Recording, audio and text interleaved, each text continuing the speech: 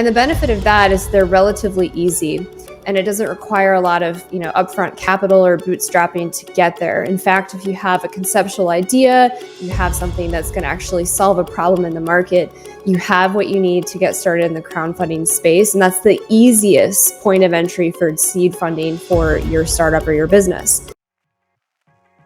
And there we go. Now it's time for the Business Builder Throwdown. Today, we are going to talk about your startup business.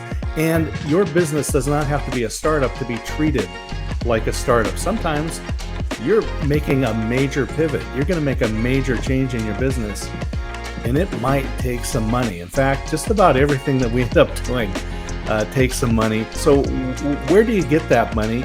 And I actually want to start with Samantha, because I know that you have been raising money, you've been gathering funds, and have been very successful about it. Yes. So as my role of executive director, what we do is we help people, and we help specifically single mothers and their children throughout California.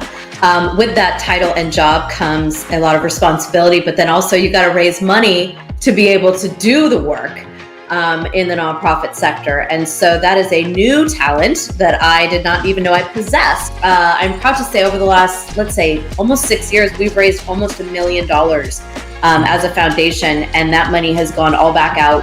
One of the things that's really cool about my organization is we're 100% in and 100% out, meaning if you donate $100, $100 will go right back out. And so with that said, I mean, a lot of our fundraising has all been very grassroots, pounding the pavement, so to speak.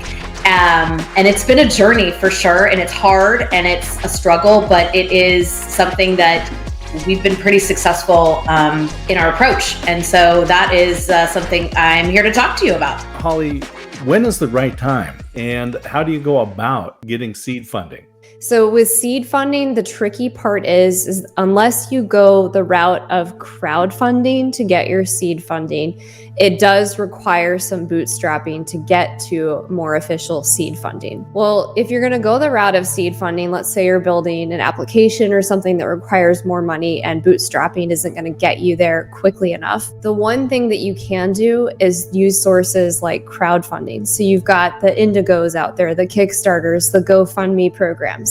And the benefit of that is they're relatively easy, and it doesn't require a lot of, upfront capital or bootstrapping to get there. In fact, if you have a conceptual idea, you have something that's going to actually solve a problem in the market, you have what you need to get started in the crowdfunding space. And that's the easiest point of entry for seed funding for your startup or your business.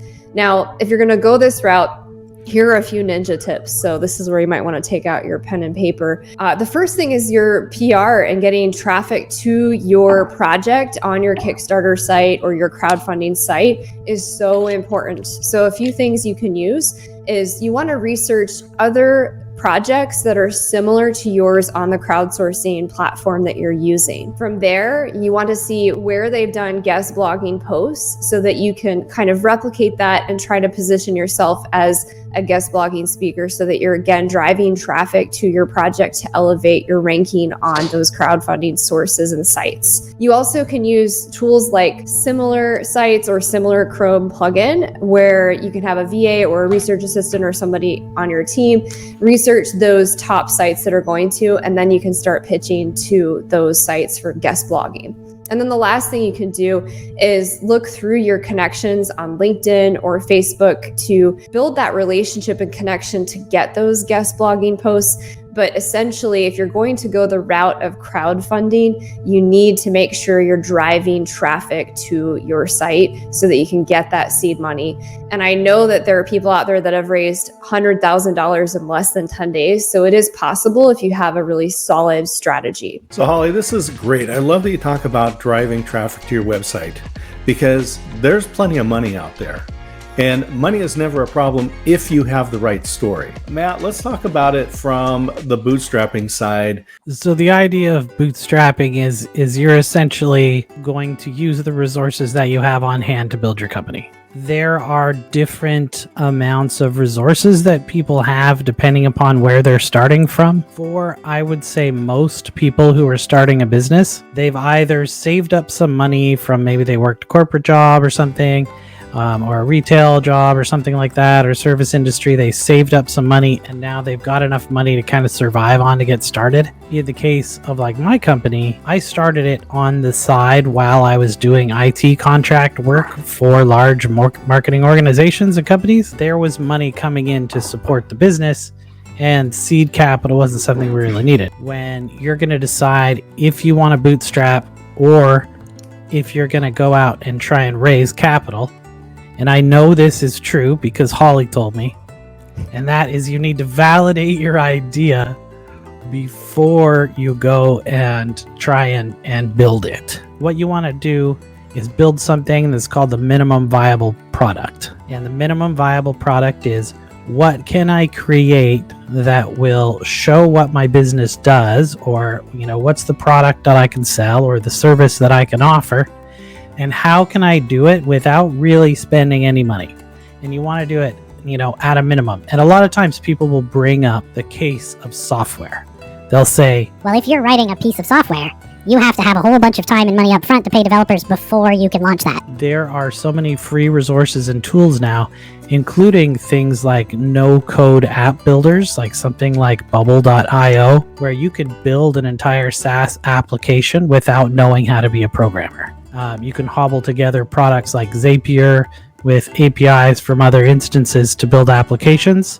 I know in one case, a gentleman who was a writer on Medium, he wanted to collect people's email addresses, and he built an app with Zapier and WordPress, and Medium, connecting those few things together with Zapier, and he was able to grow a $7,000 a month subscription business without having a single dollar of seed capital to put in. So there is options for you to validate your idea and go out and make some money without having to have any capital at all. Well, this brings it down to an interesting question when you talk about the minimum viable product. And Holly, we're going to come to you in a moment here. Sometimes you can't go too small. You need if there's equipment that you need, if you have a health and wellness practice, it could require a substantial amount of capital just to get the equipment.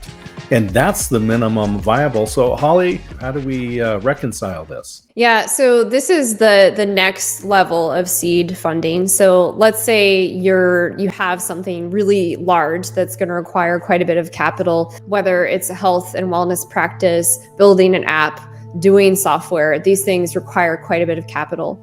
The reality is then you're going more towards the venture capital route or angel investing. Now, I had to actually read back up on this because I haven't done a lot of pitching in VC space for a while, but there are several pros and cons if you're going to go this route. And there's certain things that you need tied to that minimum viable product, as well as your business plan and your business strategy for each level of funding. So I'm going to try to keep this as short as possible, and I'm going to look at some notes because it is so complex, and I'm trying to make this as simple as possible for you today. So the first con, so there's some of the cons of venture capital seeding and funding, is you're giving away equity in your company when you go to a VC. You're also doing some conditional loan management. There's management oversight of what you're doing with your business and your product. And there are other conditions. The biggest con of VC and venture capital world is that only 1 to 2 out of 100 business plans will actually get the investment. There are quite a few positives to this. So what you need, one is you need a strong value proposition. You need that minimum viable product that's already tested, and you need to have a strong business case and plan. You also need to have a very strong pitch. I cannot emphasize this enough. If you are not confident going into that, not confident knowing the problem that you're solving for the specific market with the market research, don't even bother to kick off the process. The first part is your idea generation and putting all of that stuff I just shared with you together and submitting your business plan to a venture capital company. Obviously, this is after you've found one that you're interested in pitching to. From there, you're going to have an introductory meeting with the team on the venture capital side. They're going to do their due diligence and decide if it's a yes or no in terms of moving forward, and they'll get back to you based on how long their process is, which varies from each company. From there, they're going to finalize term sheets and funding. Now, the other thing to note is there's a lot of lingo you need to be aware of before working with a venture capital firm. But for the purposes of today, most people who are just getting started, you're looking at either pre-seed funding or Series A funding. Pre-seed funding, I know you're like glossing over. You're doing good there, Holly. You're carrying the ball. Pre-seed funding, this is actually kind of bootstrapping to some degree. If you look at pre-seed funding in the venture capital space, you're actually looking at incubators. You're talking to some venture capital firms, but you're working with friends and family for investing. So this could be crowdfunding, or like Matt is arguing, for bootstrapping. So that's pre-seed funding. But then to get to Series A funding, you're looking at having a track record with existing users, some key performance indicators that are tracking in the positive trend in your business. And you have to have a business model with a long-term profit and how it's going to be viable. There's quite a bit of work. I'm not trying to discourage anybody, but if you're going the venture capital route, it's not simple. And the reality is you're doing some bootstrapping to get to that point. The angel investing world, whether you're working with an individual or you're working with one of the angel funds, or whether you go the venture capital route, it does take a lot of time, and it will take a lot of your focus. And I can tell you personally, from having gone that route, standing and deliver, as they say, being in the offices of somebody, a room full of angel investors, 60, 80 of them in there, standing room only, side door opens up, they call me in, there's the screen, here's the clicker, you got 10 minutes. Matt, let's talk about some of what happens when you bring investors in, and why you might want to not just give away the equity, but you might want to keep their opinions out of your business. Two sides to that coin. You can get the advice and opinions of the person who is the investor. And the downside of that is you get the advice and the opinions of the person who is the investor. Fair enough. They may or may not have a helpful opinion in your situation, depending what it is. But the other thing is, you've got to remember, when you start getting funding, it's not your company anymore. You know, especially if you only have a single investor, then what you end up with is a two-person democracy. And that can be really difficult with somebody who doesn't want to let you kind of take the reins and run with it. And those are things you want to kind of work out in advance. But if you bootstrap, it's just you. So, and I mean, you can have partners and stuff like that for different ventures, which is fine, right? Just like Holly and Scott and I are all partners in this venture for the Business Builder Throwdown. There's no gatekeeper anymore if you're bootstrapping, right? And it makes you a little more scrappy, right? You got to do more with less. You know, okay, well, I'm going to get by with this crappy computer or this phone instead of buying a new one every year or two, because it's my money and I have to use it to the best way that I can.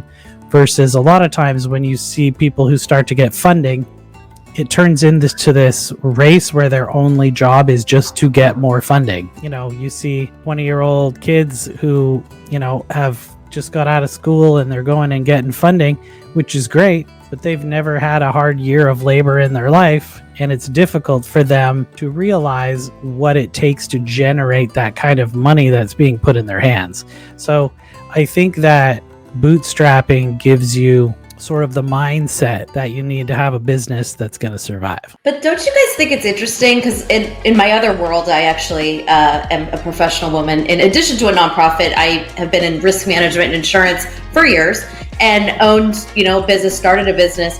And in the old days, 20 years ago, there was none of this funding, right? You only had a bootstrap. I mean, I remember literally sitting in a room all alone, smiling and dialing and putting every dollar I had into buying leads on the internet and earning my stripes in that way. So I think it's interesting to see the different dynamic between those who bootstrap or those who the seed funding, and then the hybrid of the two, and what type of business owners come out of that. It's an interesting conversation for sure. You bring up a great point. And so, Holly, what are you thinking? As we said, we know what the rules are in the Business Builder Throwdown. Probably some significant money. When you're talking with venture capital, they don't put small dollar amounts in. This is not the few $1,000s. Yeah. So when you're looking at even just Series A funding, we're talking about you're starting at $2 to $15 million for valuation. So that's pretty significant. You're not going to be ready for seed funding until you've done some bootstrapping, you've done the market research, you've built something, you have some users, you have some followers, you've tested things, you've had a beta sample launch. So if I'm battling for seed funding, the way I would recommend that you proceed that has the lowest barrier to entry is crowdfunding. So I recommend if you really need additional capital to get to that next level so that you can have that without the bootstrapping or a combination of bootstrapping and some seed money, you want to go with crowdfunding. That's going to help you get a little bit further, give you some capital so you have some breathing room. But I think also you're staying scrappy because you're really invested in making sure that money goes as far as it can to get you to that next level of funding. But I don't think you want to lose that drive and that passion for getting your business off the ground. Because if you don't have that and you go into a pitch with an angel investor or venture capital company, they're not ever going to even consider you. You'll get 2 minutes into your presentation and they'll say you can leave. Well, I'll just say, Matt, my favorite seed funding story was a Vine video.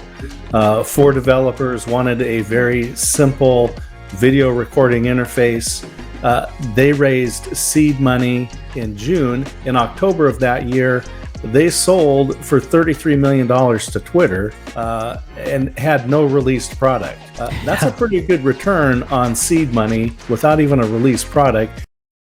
I think one of the more recent success stories of bootstrapping was MailChimp. And MailChimp was just bought by, I believe it's Intuit, for several $billion.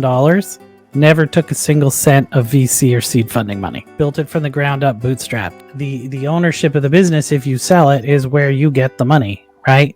A lot of people get into business. Maybe they're accidental entrepreneurs. They started doing something and then people started paying them to do it and now they're a business. Or maybe they just kind of started something on the side to kind of get going, but they never really thought about what's my exit strategy, or how am I going to build this into an asset that I can sell, or what will happen to the business if I were to have something happen to me. Or something that's pretty important that Holly had also mentioned is using crowdfunding to raise money. But another thing you can do with crowdfunding is use crowdfunding for sales. Determine what your product or service is going to be and figure out what all the costs and everything are going to be going into that to deliver the amount that you need. And then you crowdfund the sales of your services or your products. You could use crowdfunding to fund your business, but fund it through selling what you're going to offer rather than just funding to get it started, right? So it's a little more scrappy. I like the word scrappy. I think scrappy is the word of the day today. Well, you're wearing a scrappy shirt, that's for sure. That's right. So I like the idea of using the platforms or whatever platform you want to use to pre-sell your services. And that's a validation that you're going to hit the market. Holly, Matt has put his chin out there. Let's see if you can make a knockout blow. Once again, I guess my biggest call to action for you is, regardless of how you get your funding, figure it out so that you're delivering the services and the products that you're passionate about providing to the world. So there are a number of places out there where you can do seed funding, where you can get crowdfunding. So we're going to come down to a decision here, but I want to hear from Samantha. I like the bootstrap approach because I feel like you've got skin in the game and you're a little bit more inclined to maybe work extra hard to get to that next level. But I do think as you grow or as your business grows, maybe there is some opportunities for other types of funding, because as we all know, it takes capital to make capital. And so sometimes, I believe kind of maybe a hybrid approach might be the best way to get in there. Samantha, you have once again discovered the secret of the business builder throwdown that we talk in the terms of and, not or. So thank you for being our guest. We really appreciate your opinion, your presence. Thank you for providing your insights today here on the Business Builder Throwdown. So here's the big news for today. Who is the winner?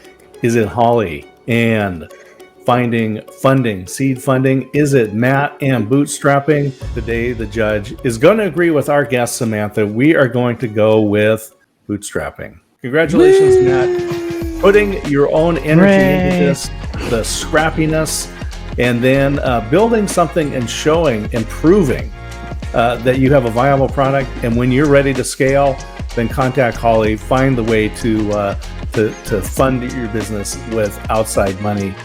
I'd like to thank Samantha for agreeing with you.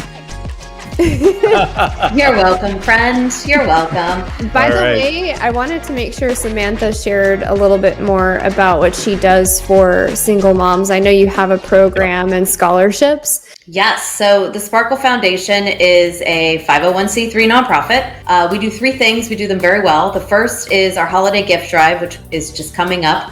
Similar to kind of an adopt a family, but we focus on single moms, where we find the families, we find what they need, we go out and buy it, we wrap it, sort it, and deliver it ourselves. Then we've got our enrichment program, which provides scholarships, backpacks, enrichment scholarships for after-school programs for the children of single moms. So if you imagine you've got a single mom working 2 jobs, living in a 2-bedroom apartment with her 3 kids, now Johnny or Susie wants to do softball or basketball, and there's, guess what, no extra $700 to pay for that. That's what we do. And then our most exciting new thing that we're doing is Sparkle Biz, which are micro loans to single moms that want to start or grow their businesses, which are interest-free $5,000 to $15,000 loans.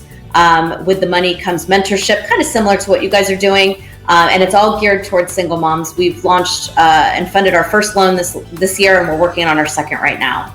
So lots going on with us. You can find us at sparklenow.org. I'll tell you that the microloan programs are near and dear to my heart.